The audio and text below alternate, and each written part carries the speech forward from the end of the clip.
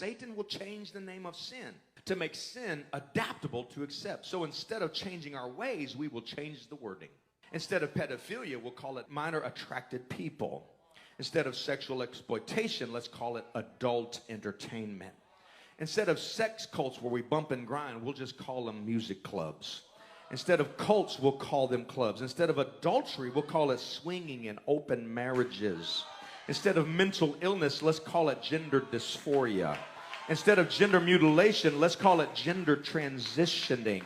Instead of fornication, let's call it intimacy. Instead of lust, let's call it love. Instead of calling it a spiritual battle of good and evil, let's call it political. Let's call it a phobia. Let's call it hate speech. Call it something else. We are not called baby killers. We're called abortionists. It's no longer sin. It's a complex. It's an addiction. It's a disorder. It's an obsession. So we don't feel bad about our sins. We change the name of them. And when we hear the truth preached, we feel conviction, but we condemn the preacher as hate speech.